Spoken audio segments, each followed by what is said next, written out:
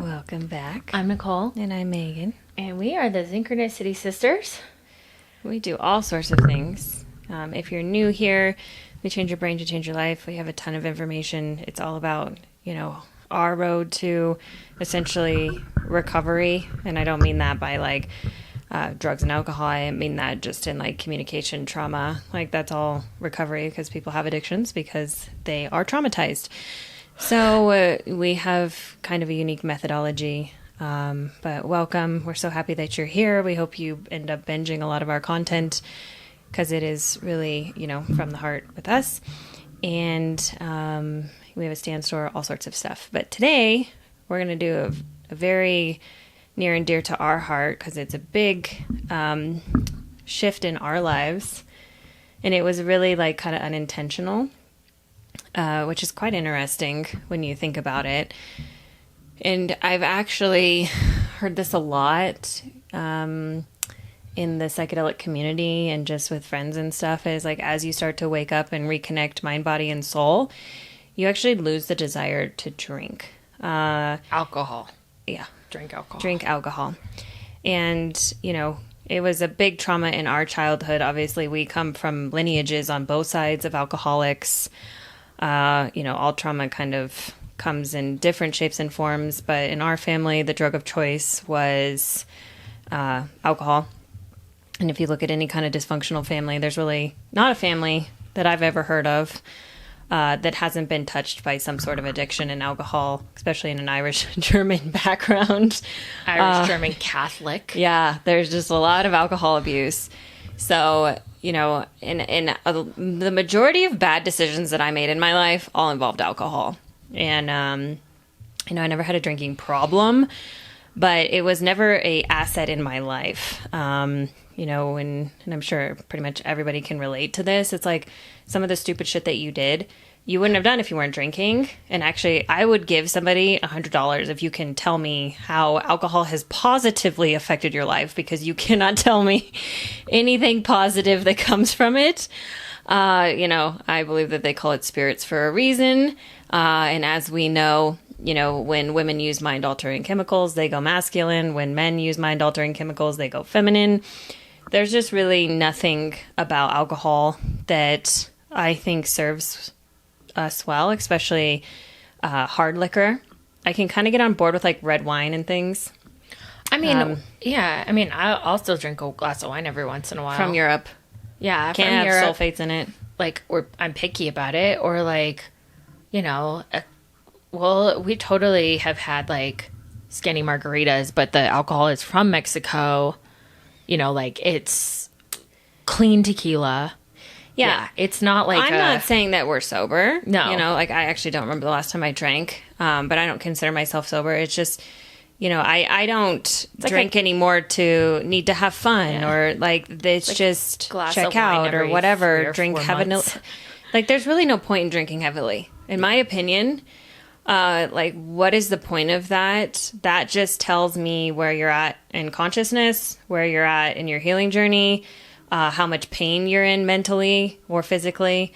It's just, if you sit and have a glass of wine and just it relaxes your nervous system and just to chill out, totally can get on board with that. Actually, Dr. Joe's done research on red wine. European red wine actually causes some chemical reaction in the stomach that makes you happy. That's why Europeans are happier overall, because of the alcohol, the red wine they drink. But what's interesting, and I don't know whether this is true or not, but when I drink European wine, I never really feel drunk.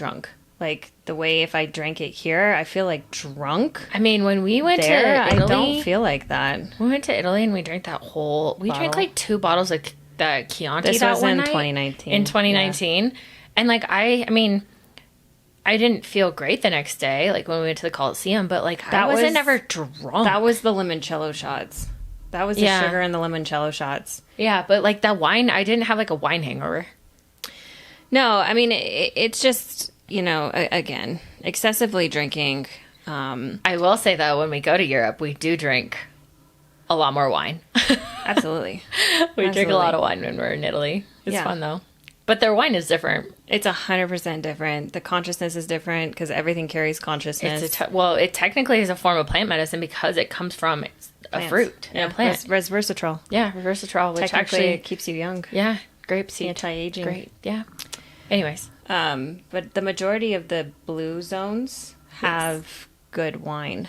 Well, and after living in a blue zone for 7 years, they didn't have, like, liquor stores were closed on Sundays. Yeah. They were against coffee, like certain coffee shops. Like, they only served decaf coffee. Yeah. Starbucks, like that one right there in Loma Linda, that Starbucks only served decaf for a long time. Interesting. Yeah. Their lifestyle is very different. Like, a lot of restaurants won't serve dessert. It was Like very, sugar. like, a lot of things were, like, fish-based. Yeah. No, Med- it was a really Mediterranean. different, Yeah. like, a very different lifestyle, but it was really cool because I was like, oh, like, I can totally see the difference. People are a lot happier, too. Like, on Sundays, if you go out, like, people would just be out walking. Like, everything would be closed. All of the stores would be closed on Sundays, and people would just be out. Yeah, it's just quite interesting. I mean, most of the super successful people don't drink. Oh, and there was no bars. Yeah, I mean, There was no bars. if you think about alcohol, again, it's like when it kind of just like eats away at your life slowly when you're like going to a bar and like drinking heavily and things like that. It's just not Financially, it doesn't benefit you. There's no health benefits. And they're literally proving that, like, the long-term effects of alcohol, like, you can drink, if you drink one night heavily, your brain, it takes like 2 weeks.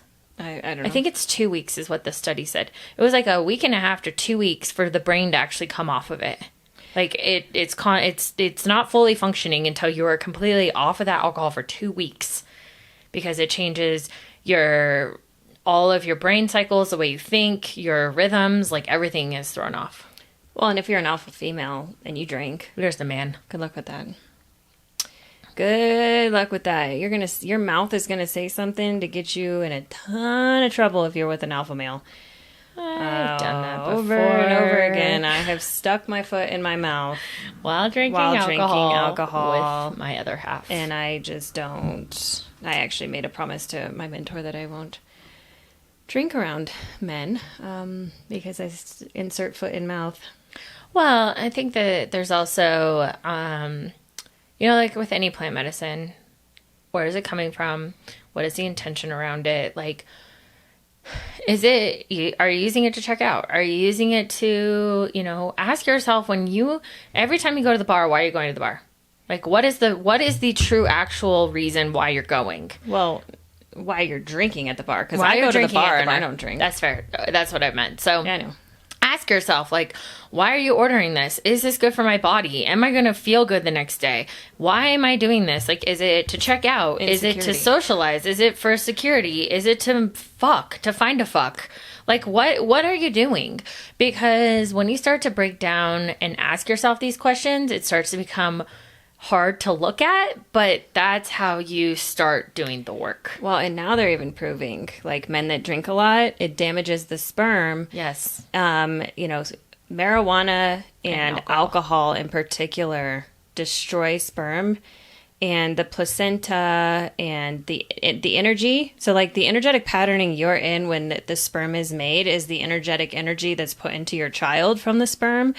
So, you're half responsible for the DNA of the child. And so now they're recommending that when a couple starts trying to have kids, that both of them stop drinking 3 months before they even start, trying to conceive, so that it's healthy environment for the sperm. So it's obviously not just our theory, like the body. They're proving it. They're actually proving that, the breakdown. sperm and stuff, it's really like almost all miscarriages and stuff are from marijuana abuse and alcohol abuse. Well, it'll be really interesting if they come out and just start doing like a sugar study, like how healthy the guy's diet is as well.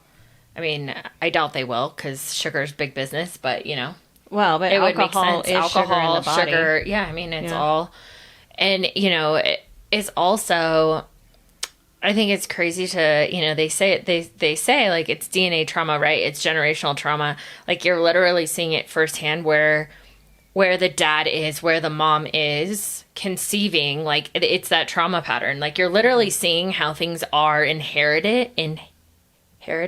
right? Is that the right word? In real time. You're looking at behavioral patterns and like what the energy, like it's so crazy to like step back and look at it. Yeah, and it just becomes so much a part of our culture. In order to have fun, you need alcohol, and I also don't agree with that or believe in that. I accept that that's where a lot of people are at, and that's just how their parents worked, so they'd come home and have a glass of wine and da-da-da-da-da. But again, if you need a glass of wine to decompress, if you need a glass of wine to de-stress, you're actually just causing more stress in your nervous system. And also, like, let's talk about REM patterns. When you drink, you fuck up your REM pattern. Like, it was actually really, I've had an Aura ring for it takes 2 weeks for a long it to get time. back. And like, I won't, it's like when I would drink, my REM, like I wouldn't go into deep REM. Yeah, it would be very short. Yeah, so alcohol messes with your REM patterns.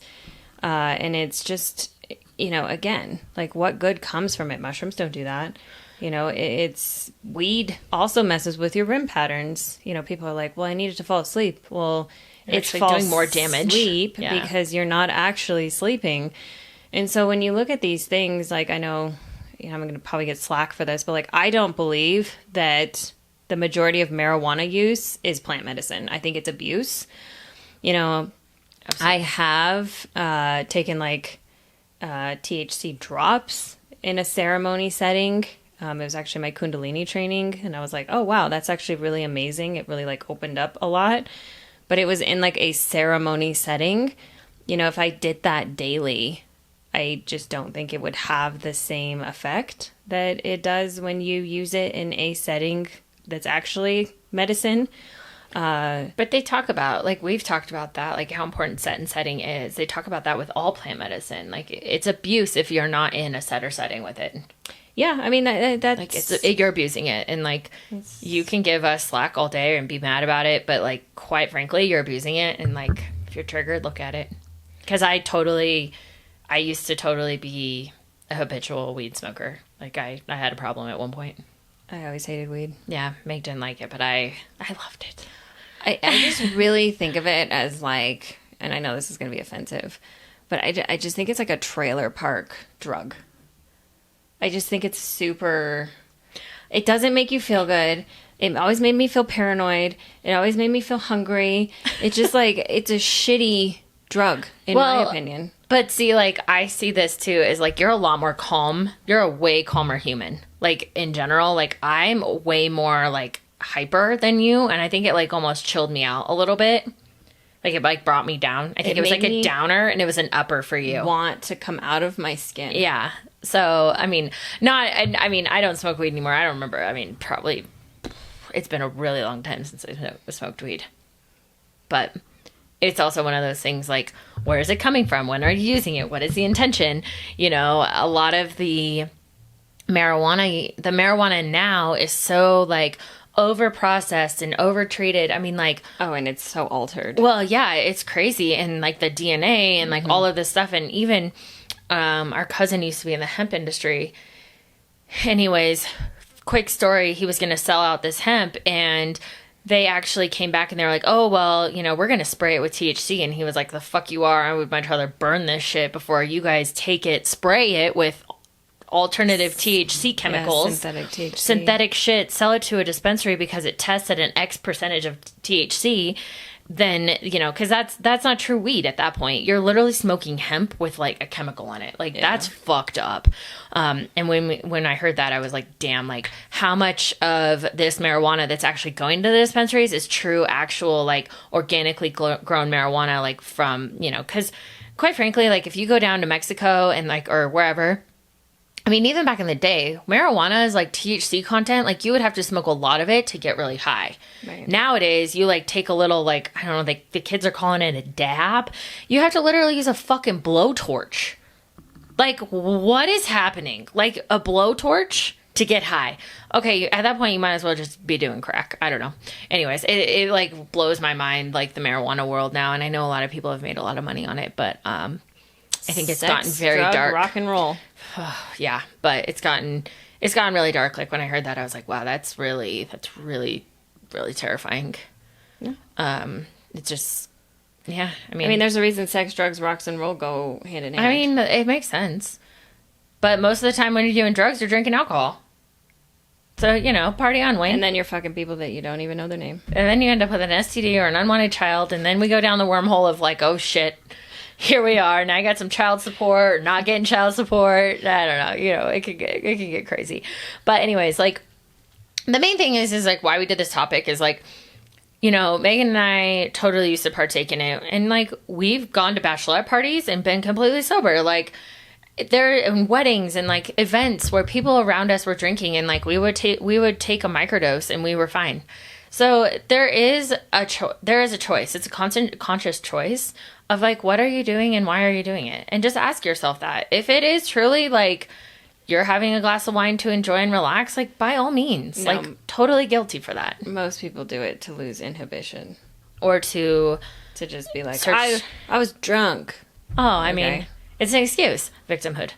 Yeah, but like casual sex, abortion, like again, all of the bad choices that people make in their life, and almost, I bet like 95% of the time, it involves alcohol. Well, okay, so also, this is another thing. Casual sex, all of Not to like get into Megan and I's true crime addiction. We love true crime. it. Oh, I love true crime. So, Obviously, we like psychology. Natalie Holloway. And there's currently an open case right now in the Dominican Republic, and I have not double checked this morning. Oh yeah, she was a med student. Med student, They still haven't found her. drunk. Yeah. Alcohol. Drunk on the beach with a random dude. Yep. And her girlfriends, also drunk, left her. So, alcohol. Natalie Holloway, she was also drunk. I mean, the majority. So, you know, nothing that I have ever seen, especially even in the like psychology world, comes from drinking a shit ton of alcohol. Well, I mean, I like- have no idea what the statistic is, but I would say the majority of true crime podcasts, the victims were either sex workers or drunk when they got Oh, 100%. kidnapped and then murdered or whatever. Yeah. Not all of them. Not all of them, but a good amount But I of would them. say like probably 90% of victims were either sex workers or drunk. Well, but that makes sense because both of those worlds are Sex, very drugs, transient. rock and roll. They're very transient. Bar culture is very transient. Sex workers usually are very transient. Anyways, not saying that if you drink alcohol, you're going to get stolen and murdered and you're going to end up Natalie Holloway. But mean- I'm just saying that, I mean, we've even had a situation like, what year was that? That was like way, I mean, yeah, I was living in LA. I was in California. You were you were still flying. But we had a situation where we were with a girlfriend and we had been at a bar. We were pretty sober that night and she left with a random dude. We were just talking about this the other day. And then the next morning she was like mad at us when she clearly made a choice to leave. But Well, and even my own, like I was in Vegas with a girlfriend, had one drink, got Oh, yeah. roofied, and woke up in a parking garage. So, Yeah. you know, story for a different day. But a lot of people have had that situation. Alcohol, roof and all. Like, there's a lot of there's a lot of times alcohol is... yeah, if I wouldn't have does been not drinking, lead to good places. that wouldn't have happened. Right. No, it's... So just ask yourself, like, hey, what is the intention? Like, why am I drinking so much? How much am I drinking? You know, what's going on? Because that'll really start... If you're willing to actually start looking at that, you're willing to you're willing to start self-reflecting, and that's really the first step to healing and becoming a better version of yourself. Yeah, I mean, and like also just look at like your dating life and stuff and how that's affected by alcohol, because you're not making the decisions you would. It's a lot like being on birth control. You're not making the decisions you would if you were sober and not, you know, I mean, I would bet that 99% of people that have sex for the first time with their partner, alcohol's Drunk. involved. Absolutely. It's not intentional. You're just kind of like, oh, your inhibitions go out the window, and then, Yep. you know, all of a sudden you can't go back. Like, No. I just... You bond drunk or not, ladies. Just saying. Oxytocin works Just either saying. way. It doesn't matter. It happens. Yeah. But I want to say thank you for everyone who is here. If you're watching us on YouTube, hello. We're still growing. Share our channel. If you're over on Apple or Spotify and you're listening to us on your drive, if you have a minute, stop, rate the show. We love when it helps tremendously. And if you want any more content or information, head over to synchronicity_sisters on Instagram. We have a ton of content over there. And did I miss anything? Nope. Nope. All right. Well, until next time. Bye. Bye.